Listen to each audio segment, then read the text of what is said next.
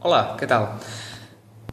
M'hauria agradat molt ser-hi aquí amb vosaltres, aquí a València, però bé, tinc altres compromisos i bé, no he pogut estar amb vosaltres. Però bé, he volgut ser-hi també, o m'han demanat que hi sigui de manera virtual, a través d'aquest vídeo, en el qual ha de servir com a inici d'aquest debat que tot seguit engegareu sobre això, sobre la formació d'adults.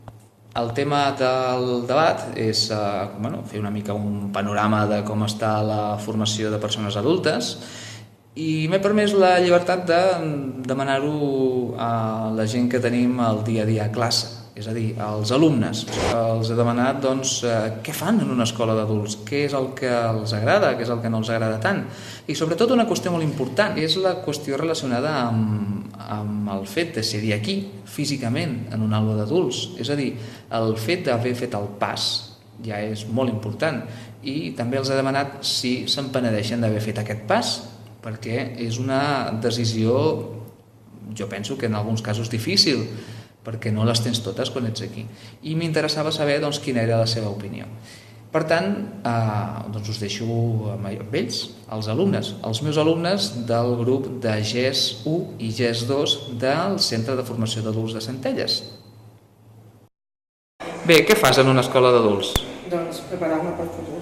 Estudiar perquè no l'hagués. Doncs jo treure'm el graduat, perquè sempre m'ha agradat estudiar i ara és quan puc fer-ho. Jo treure'm el graduat també. Prepararme académicamente para que en un futuro encontrar un puesto de trabajo. Treure'ns el graduat i continuar estudiant o treballant. Sí, treure el graduat i buscar un futur més bé. Què és el que més us agrada i el que menys d'una escola d'adults? A mi el que més m'agrada és el bon ambient que hi ha amb els professors i amb els companys. Sí, a mi també, com que som poca gent, els professors poden estar per nosaltres. També ens ajuda més a poder aprendre. El que més i el que menys. No hi ha alguna cosa que m'agradi menys o menys. Porto pitjor les mates, però m'agrada més, no sé, el català, socials i l'anglès. Pues el que más, los profesores y los compañeros, y lo que menos, la pizarra y los muebles. A ver, que es la realidad. Bueno, que aquí entren les coses més, ara s'expliquen millor. A mi m'agrada el bon rotllo que hi ha amb la gent i que és molt més... t'acoge más con la gente. El que més ens agrada, o almenys a mi, és la facilitat que hi ha per aprendre, la poca gent que hi ha i l'esforç que hi poses. Hi ha poca gent, hi ha profes bons i tot molt bé i aquí millor que una escola. I el que menys, res, de moment res. Sí.